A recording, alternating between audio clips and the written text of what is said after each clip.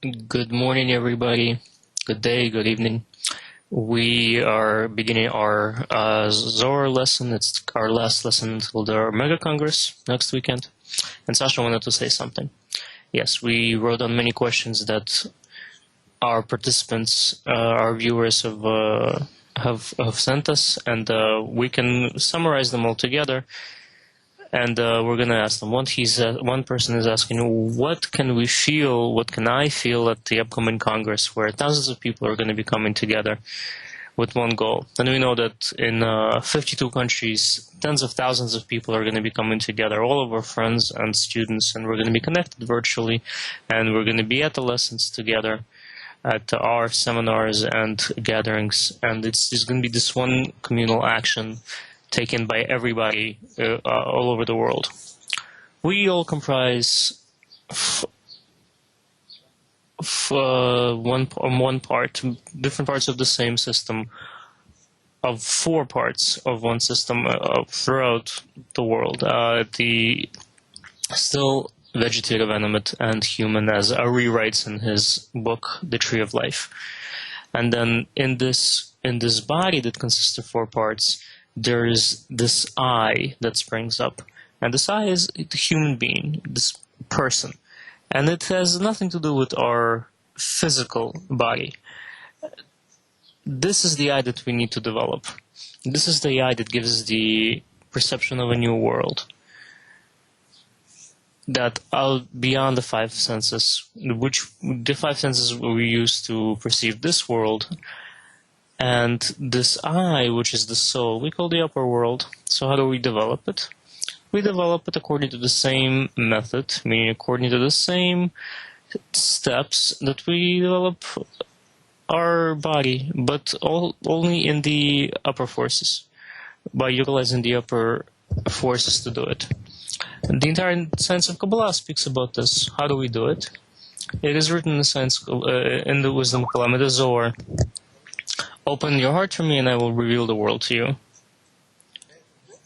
In order for this to happen, we exist in the world as many different people. We need to unite all together. That would mean that we have opened our hearts. And in this opened heart, we're going to receive the perception of the upper world. By opening our hearts, we open the perception of the upper world. And this is why we're doing this. We're doing this Congress, because our soul is this open heart of ours, which is open for everybody. By uniting together, we hope to achieve contact between one another, of everyone into everybody else.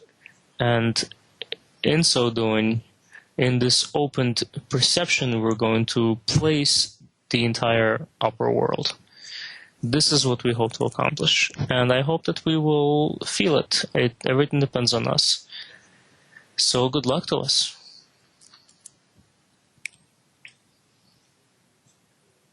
Now let's come back to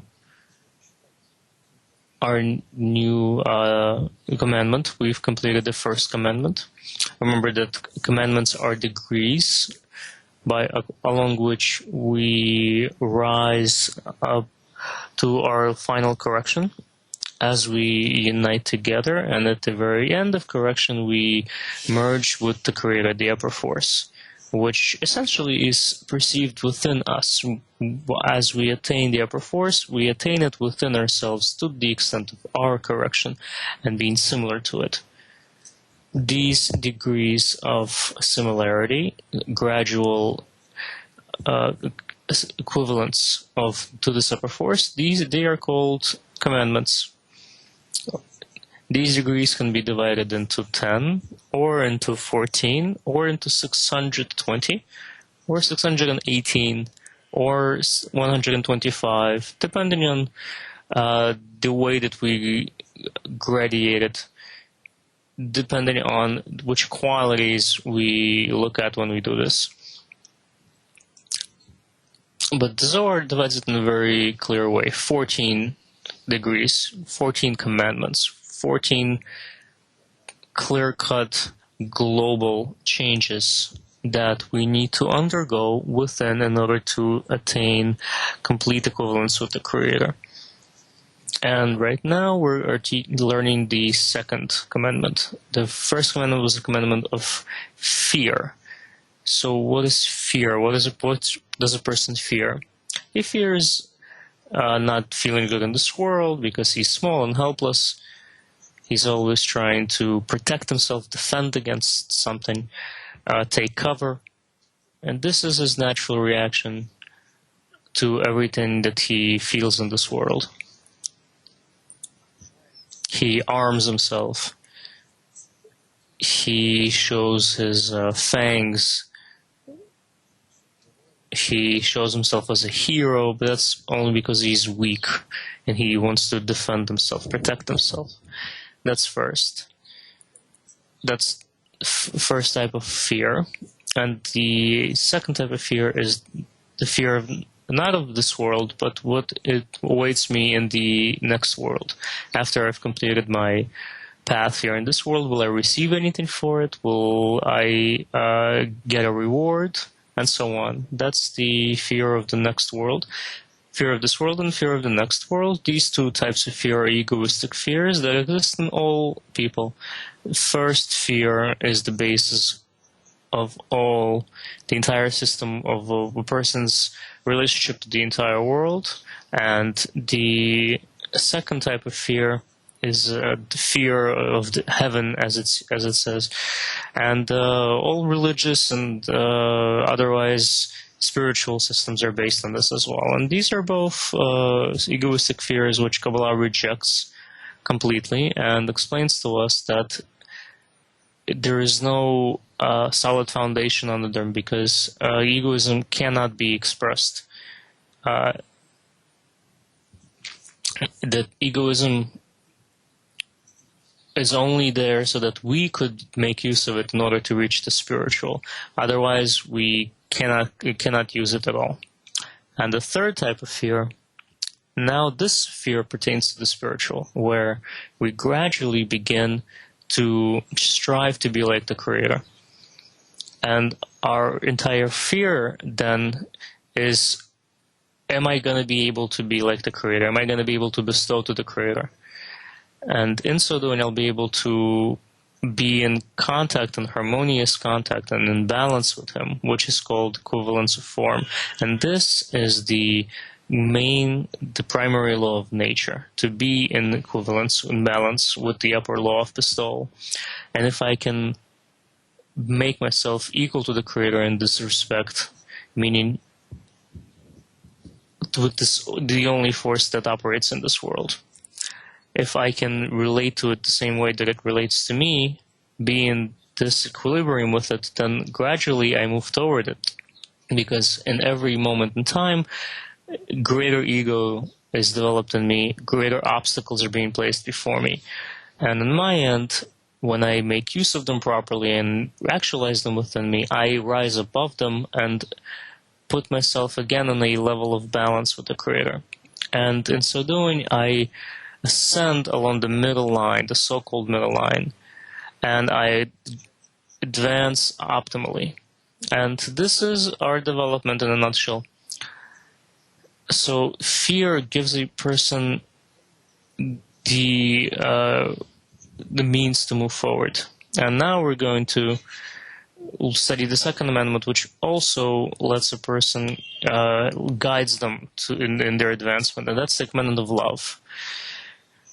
Because the commandment of fear is always it's a type of force that makes a person defensive, that makes them doubt, while the commandment of love is the desire to constantly reveal more about this person, about this force, and this helps a person want to advance and find out, learn more about the upper force and merge with the upper force more with another feeling.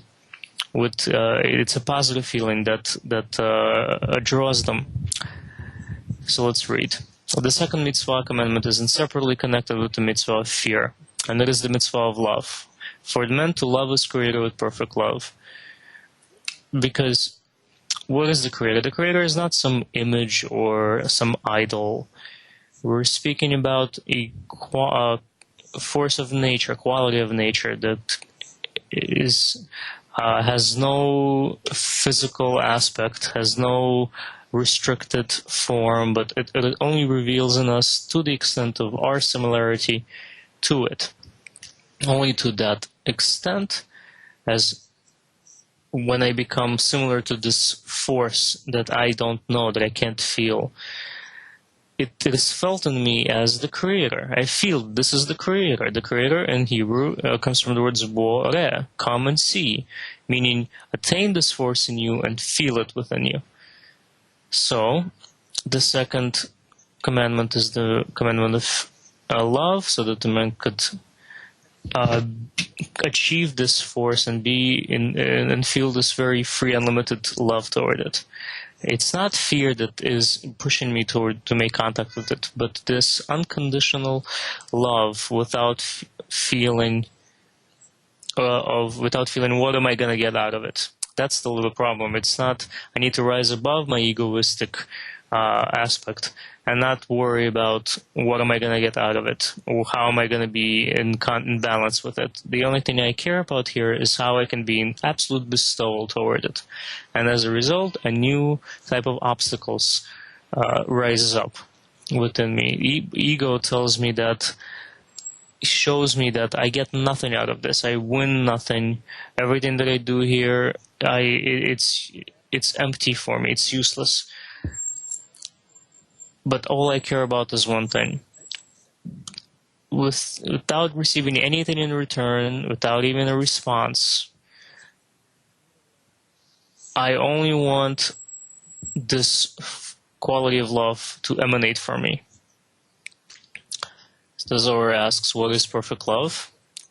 It is a great love, it is written, he walks before the Creator in complete sincerity and perfection, which signifies perfection and love. Thus it is written in Genesis. And the Creator said, let there be light. This is perfect love called great love. This is precisely how man should love his Creator, meaning to reach such a attitude toward the quality of bestowal where you are unconditionally dedicated to it. You give yourself completely without any checks, any verifications. Of course, this doesn't speak of the person's limitations. It tells us that he needs to acquire the state above all the other results, all possible reactions. It's whether he gets anything back or gets a lot back, whether he gets love or hatred or anything in return. I reach a state where egoism stops being a counsel to me in all respects, and then I reveal, perhaps against my rationality, as it may seem to us here. But now we're talking about a degree that is above Binah. It's a state where a person is rushed into complete bestowal. And this is the second step after the first step of fear. The first step is one of Binah. Fear is the degree of Binah. And here, this is the step of absolute love. We're talking about a person that's revealing all of the universe, the entire universe, all of reality, in this degree of love. He sees and understands absolutely everything. He is absolutely equal to the Creator. That's only the second step, and there are 14 in all. We're reading again. Rabbi Elazar said, I have heard what perfect love means. He was told, tell this to Rabbi Pinchas, as he truly exists on that degree. Rabbi Elazar said, perfect love means that it is perfect on both sides. If it does not include both sides, such a love is imperfect. Therefore, there is he who loves the Creator in order to gain riches, live a long life, have many children, and rule over his enemies. He receives everything he wants, and this is why he loves the Creator. However, he should receive the opposite. Should the Creator lead him through wheel of suffering, he will come to hate the Creator, and he will feel no love toward him whatsoever. Therefore, such love is baseless. Meaning, we need to understand that in the spiritual, it's not what I say, it's what I feel. If I'm receive a blow, if I get hit, I immediately feel pain, and I very naturally hate the source of my pain, and I then try to break contact with it. Can I elevate myself over these feelings as suffering and fear and pain, so that over these negative qualities and feelings with me, I put love, and they turn into positive ones. If I'm able to do this, then no analysis is necessary, no test. Whenever I will stop completely responding negatively to suffering, then that is when we can say, I have attained love, and I am ready to, I am at a point where I can bestow. We continue reading. Love is considered perfect if it exists on both sides, on the side of judgment and the side of mercy. As we already mentioned, when one loves the Creator, even if he were to take away my soul, this love would remain perfect on both sides, mercy and judgment. Meaning, in his natural primordial egoism, man begins to feel such changes, such reactions, which are not natural to egoism, not common, because now they pertain to the quality of bestowal. When man loves the Creator, as it is said, when the Creator even takes away his soul, that is a complete, perfect love. That is, therefore, the light of the first act of creation was revealed and then concealed. And because of this concealment, strict judgment appeared in the world, and both sides, mercy and judgment, united to form perfection. When they unite together, it provides us the opportunity, they give us the opportunity to be above them both, meaning above mercy and above judgment. In our ego, in all of our qualities and feelings that we have been born and developed with up until this degree of love, this degree is above Binah, meaning it's above the level of entrance into the spiritual world. Of bestowal, it is a level of complete equivalence and merging, adhesion, where all of the past, present, and future feelings and events, all the points of reality that we have traveled, we begin to feel all this entire metamorphosis that has happened to us, this entire film tape that had played over us, and we justify the Creator's actions in every frame and every time, realizing that it was based on absolute love, and there was never any mercilessness or anything negative from him to us. Meaning, if I merge with the Creator, it means I merge with all the other souls, and I check, I see, I verify that in all of their not only corporal path, in this entire creation that they have traveled, all their path of development, I verify how the upper force has related to them.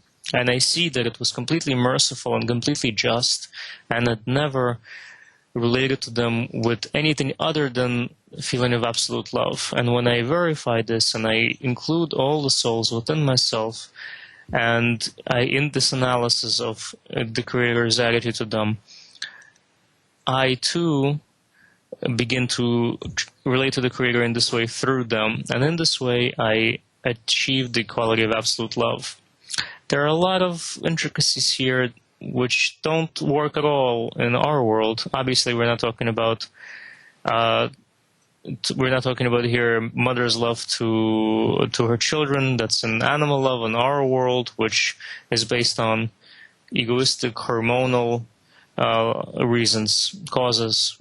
It's not a love of man to a woman, which is also only based on an animal need.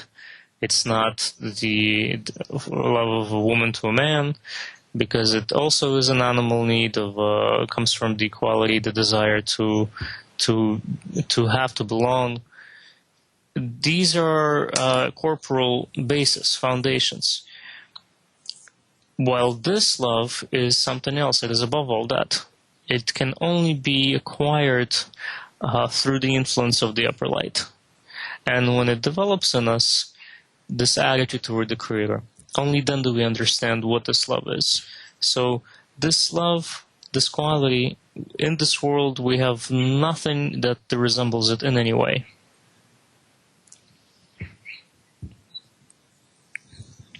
Let's keep reading. Rabbi Shimon kissed him, meaning he made contact with him. There are different types of contact, embrace and kiss, and many other ones. What it means here is it talks about the type of contact between the souls and how it is made. There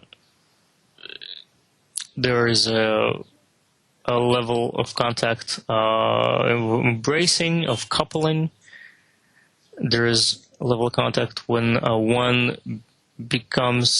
starts nursing from the upper one through the umbilical cord as well,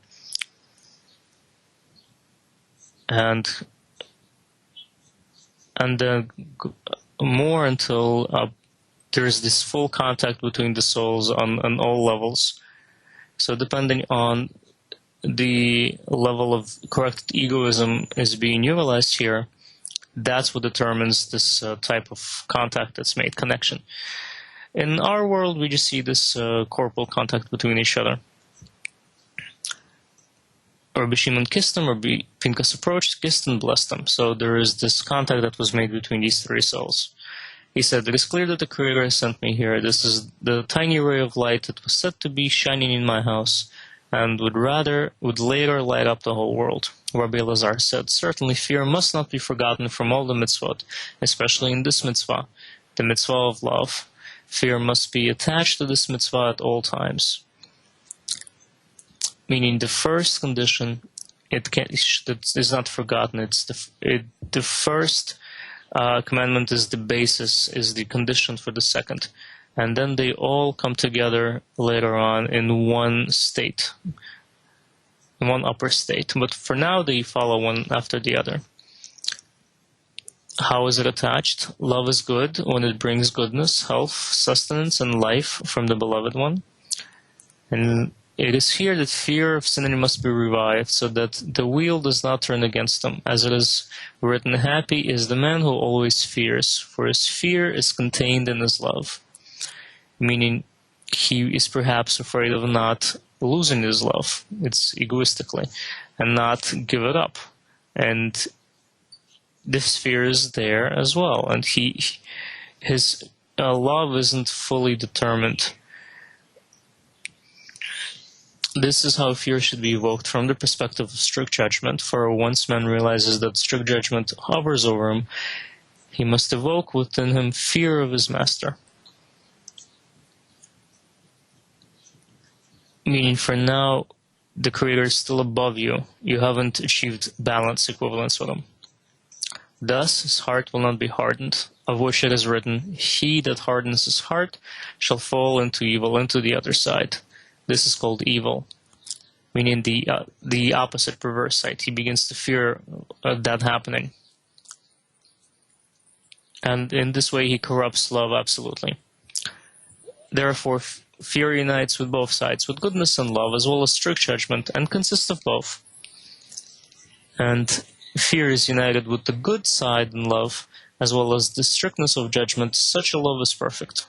Meaning, we see that the two lines, each one consists of the feeling of love and the feeling, each of the feeling of fear. And when they both combine into the third, that is the beginning of perfect love. I have a lot of comments here, really a lot of comments. There's several pages of my text here, so I will. Here we came to an end. We ended this article. So let's look at the end of this item again. When we have contact of two lines between the Creator and man, the right line is the line of mercy, and there we also have fear on the left, strict judgment on the left line. And when these two lines unite into one line, above all human ego, above all the tests of one's attitude toward the Creator in all of his previous states and in all of his future states, because he knows all of his future states until the end, because they already exist in him now. As we know, in the spiritual, there is no time. He draws this future toward him, and because he's now connected with all the souls, and all these connections between himself and all the souls, they are made, and he attains complete understanding of the Creator's understanding attitude to all the creations that were made. And in so doing, he becomes the only loving aspect to everybody in the creation. And this is the state that we must all achieve. Every soul eventually achieves this state, and then this universal state of every soul is combined together, multiplied by every one of these states, unconditional, infinite states. They all combine together, multiply together, and become one in this whole desire, soul's desire, that has achieved complete correction. And this quality of the Creator is revealed in it. And that's when we can say our path has come to an end. Through all of our states, when we felt suffering, and then we begin to understand that suffering pushes us to perfection. And as we began to feel this upper perfection, we began to see ourselves as though we're advancing in a dream. Meaning all of these states they're still ahead of us. And then they come to this one perfect state, which is the state, the degree of love. Do we have questions? Yes. Dave from Sacramento, the U.S. asks, can we also, the commandments that you're talking about, can we also call them the nature's laws? Can we look at them as nature's laws? And is the reason for suffering in this world our unbalance, our inability to be like these laws? Yes, of course. The Creator is a law of nature. Elohim in Kabbalah is the name of the Creator. The numerical value is the same as nature. So it's the same thing. The Creator is nature, and we exist within the Creator or within nature. Only we don't feel it, we don't perceive it, this nature, because we're opposite to it.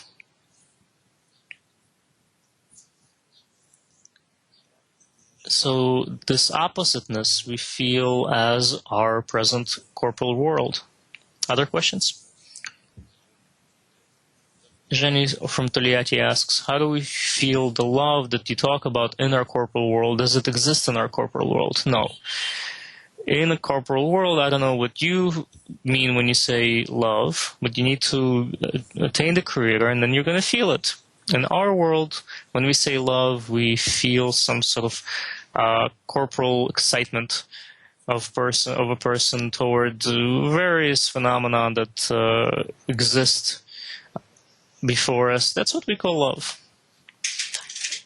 When I feel pleasure, from some object, and I feel toward this object, and the feeling of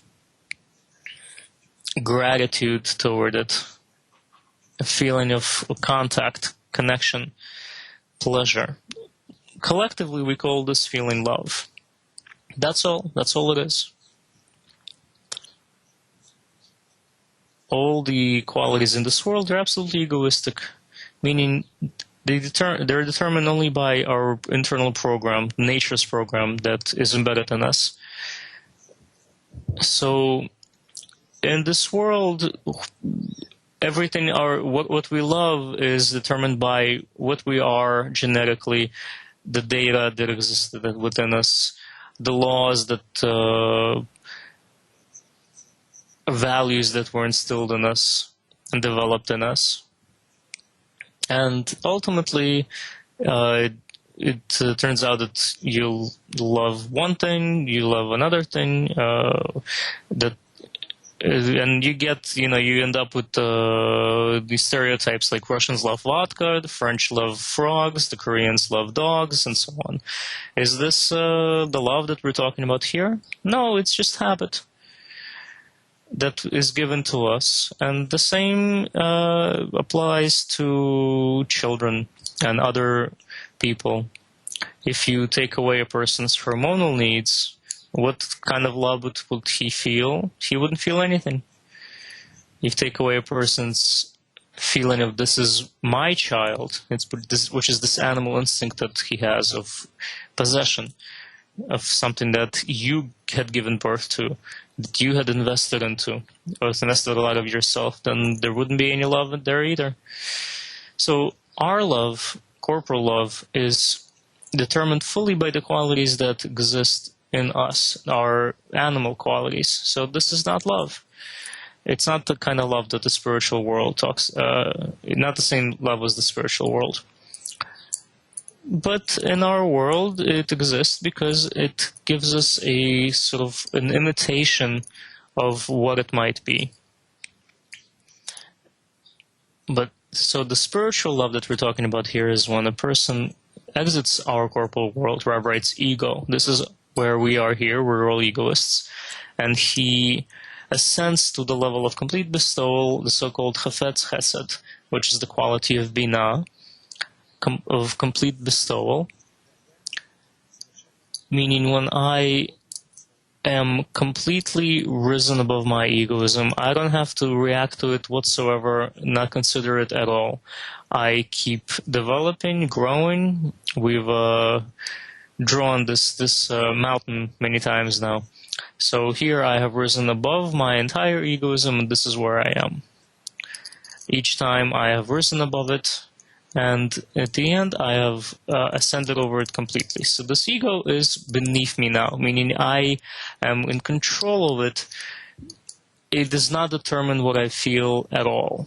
I exist in a state, in a quality of bestowal. That's the first quality. That's the quality of fear. Rav writes, fear, trepidation. When I rise above to such an extent that my entire fear, or whatever it may be, it disappears completely. I fear nothing as with respect to what I may receive or not receive. This is when I am called merciful. And then a new inner transformation begins to take place in me. When this egoism I begin to work through and turn into bestowal, meaning now within myself it changes, it's turned upside down, and it becomes into a vessel, a greater vessel, and an even greater vessel. And in this way I ascend upward when I use my entire ego. That's the ego, and that's the screen. I use it for the sake of bestowal. And this is when the left line and the right line, the kli and the screen, they're used for bestowal completely. And when I make it so that everything that I am is made to bestow. And even when I receive something, I turn it back and I bestow it, so that everything that happens, all the pleasures that I feel, they too are turned back toward the bestower. And it is as though I don't exist. It is only this quality of bestowal. This is the quality that is called absolute love. And in this state, I have complete equivalence with the Creator. This is what is talked about here. Let's keep going. Andrei from Rostov-na-Donu asks, he quotes, I wanted to add one more thing. Everything that we experience today in our lives, especially this ego that we feel here in our world, corporal world, it is only given to us so that we would begin our advancement above into the upper world. This is the only reason. All the sufferings that are being revealed are given us in order to help us start ascending over ourselves. All the cruel things that are happening in the world, it's simply so that we can see the worthlessness of our corporal reality and start ascending over it. And there will be no end to these problems, ecological problems, economic problems, social, personal. There will be no end to them until we start descending. And Andrei from Rostov-na-Donu asks, he quotes Rabbi Elazar's words, a perfect love means it is perfect from both sides. So the question is, do these two sides of love, are they connected to the two sides of the Creator's bestowal? And what is this connection? If you have this two sides of love, and for this reason the creature receives for the sake of bestowal. It is an expression of love, of bestowal from the creature's end.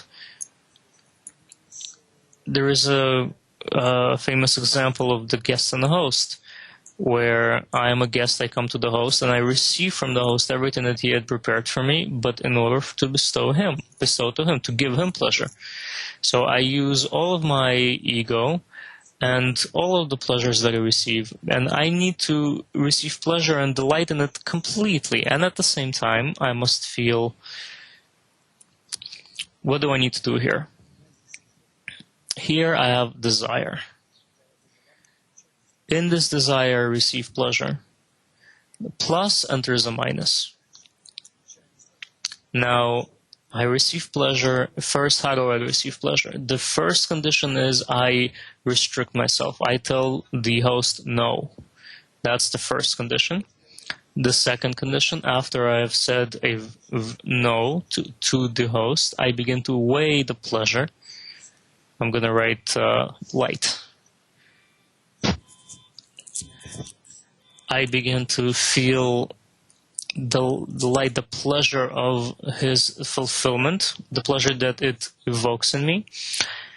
And I evoke in me the pleasure to match the light. I mean, the desire to match the light. And I begin to receive it. Not only just to receive it, but I feel the host, the source of this pleasure, from which pleasure comes to me. I feel his entire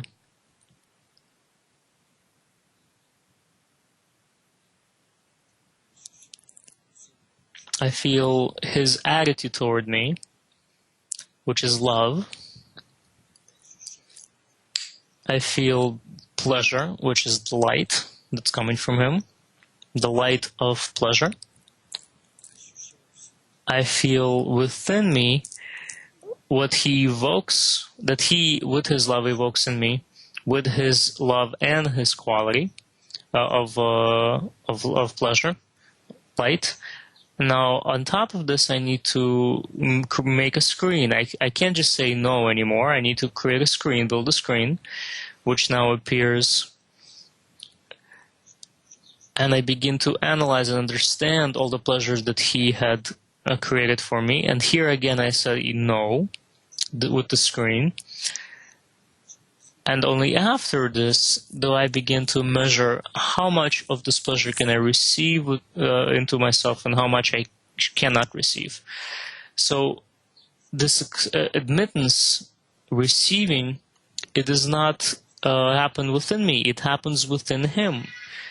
Meaning I receive from him, I feel what I evoke in the giver, in the host, in the creator. What type of pleasure do I evoke in him? How he receives pleasure, how he rejoices in the pleasure that I take from him in my vessel. And as a result, my pleasure and his pleasure, they merge, and we become as one whole. And there is no difference between them, because I cannot receive if I don't feel fully what's happening within him, and he cannot bestow unless he includes me into him. So as a result, what do we have here? The desire. Why did the Creator create a desire? So these desires, they begin to unite together, merge together, the right and the left. And if this wouldn't happen, then this reaction would not be possible. So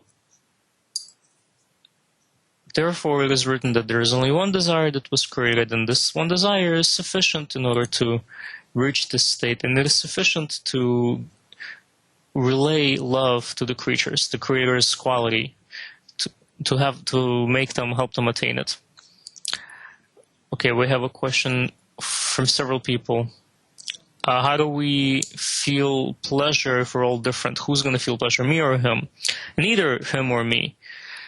This doesn't apply to the spiritual world. In our corporal world, when we think of love, everyone has a different kind of love. It's what Kabbalists call the love of fish. But in the spiritual, when we speak of love, it can only exist between. It can only exist when both participants, their love merges into one, and this quality of love is the same for them.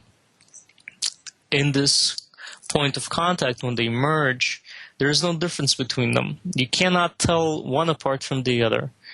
They are absolutely merged, and this love takes place in the same desire, one and the same desire. I think it's this is a concept that can be understood. Even in our world, we strive toward uniting, merging the bodies and merging various things, joining them together. These are low imitations of love that is ultimately only achieved in the spiritual world. And in our world, in these branches, we try to manifest our egoistic qualities, which we call love, in such a way. And it has some similarity to it. We have more questions. Our viewers are trying to figure out the difference between fear and love, and we have Sasha Mutnopol asks, perfect love, is this a victory, triumph over fear? And Valentin also asks, is love, the Creator's love, does it combine well, does it match well with fear, or what happens to these two qualities? Nothing ever disappears. It is a rule, it's a law. Nothing ever disappears in the spiritual. In other words, everything that was felt in the spiritual path, it always remains, it is multiplied, it is attached. Because without it, you could never reach a final, complete, perfect result. So all the fears and doubts and misgivings, they all remain and they are all included. And together they make up this necessary condition in this general feeling of fear and concern and mutual dependency. And when you rise above it, and when you realize that it is unnecessary, that you are now in complete equivalence and adhesion with everybody else, when you feel that you're completely dependent on others and they are completely dependent on you, and one is not prevalent over the other and whatsoever, And when you exist in all of these corrections, which now remove all the feelings of egoistic dependency, with all the fears that it includes, you now you reach a level of a new vessel, which now feels absolute love, perfect love. So the question is, how can you feel absolute love if within this love there are still all these fears? And in our world, it's a fair question because these are opposite things. If we feel good, then we essentially regard the plus with respect to the minus. If we run away from pain, for instance, that already we perceive as something positive. But in the spiritual, this is not so. There is no. If there is a kind of fear is included, and then this love that overcomes this fear, there is no such thing. There is no such phenomenon where we strive from something negative to something positive. Every state in the spiritual is perfection on its own level.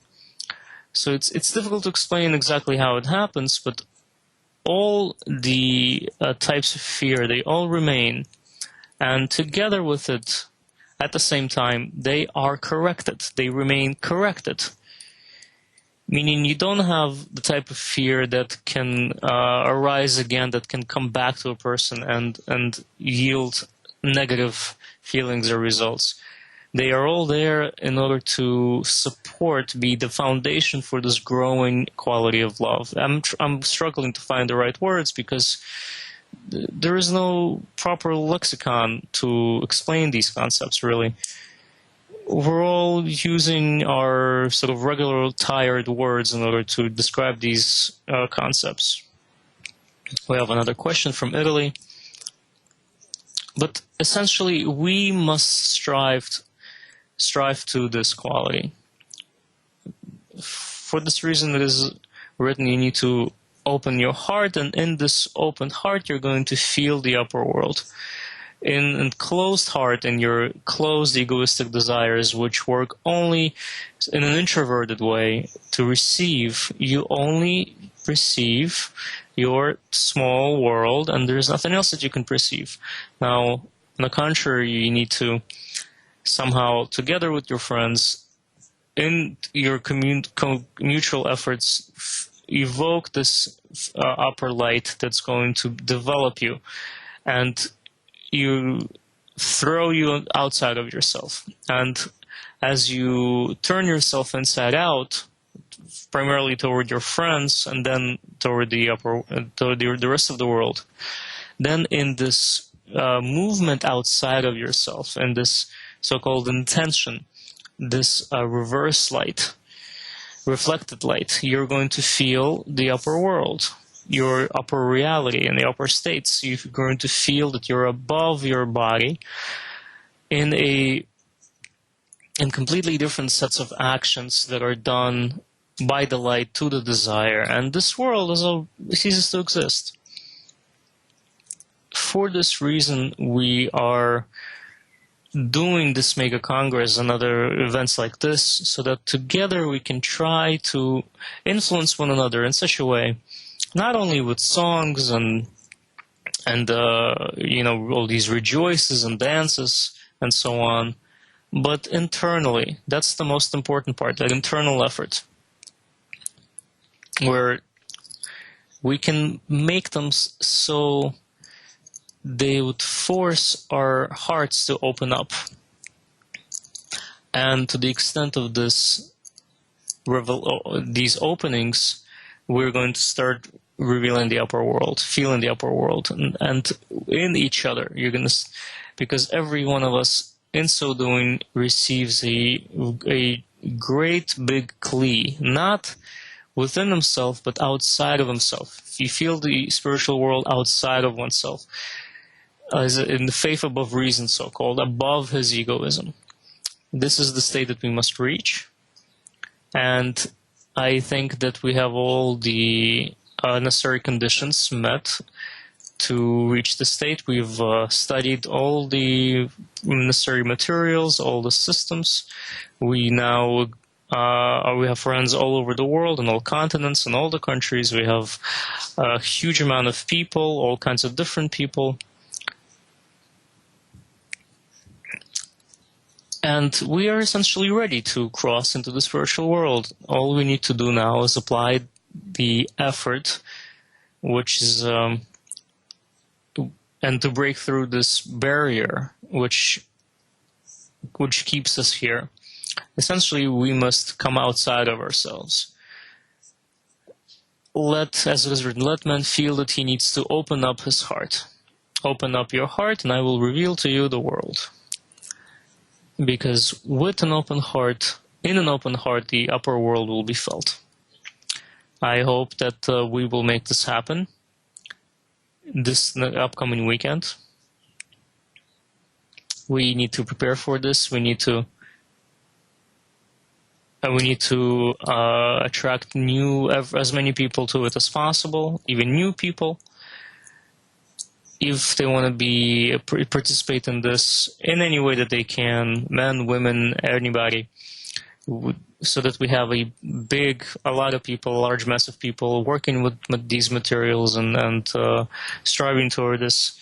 I hope to give you very good, pointed lessons, and that you will complement these lessons with actions toward each other, with meals and songs. Prepare yourself well, and as you prepare, try to feel that try to have this sort of foretaste of this unity between you and revelation within you, between you, this quality called the Creator. Good preparation essentially determines our success, or lack thereof. Success may be temporary, or it may be constant. This also depends on our efforts, on our level of readiness. But temporary success, it is very realistic, so that even for a moment, or even some period of time, a full day or 2 full days, we could feel the upper world, the light that exists surrounds us, this feeling of love and bestowal and warmth that surrounds us, essentially the only thing that surrounds us. And possibly it may be only temporary, and then it will leave. And it's a state that a lot of you may have already experienced in the past, but now it will be more directed, more complete. And now perhaps we will remain in it forever and continue to feel it always, and to analyze it, and to advance in it in a pointed, directed way. I hope that this is going to happen, because I think we have done everything necessary in order to bring ourselves to this point and to be ready for it. All we need is now this one collective effort. Another question, maybe? Yes, we have some questions related to the Mega Congress. From Krasnoyarsk, our group asks, at this Congress, can we come closer to the quality of absolute love? We must try. You see, just so happens we're talking about this quality now. We need to try to imagine for this quality before us, even though we're still far from it, we're still distant. It's a quality of one of the final levels of correction. But we need to try. If a child wouldn't desire to be big, to be an adult, then he wouldn't develop. You have people, for instance, that they don't desire to be big. They want something very little for them, little goals, and so they don't advance much, they don't develop much. We need to understand that our next state, every time the next state above us is the world of infinity.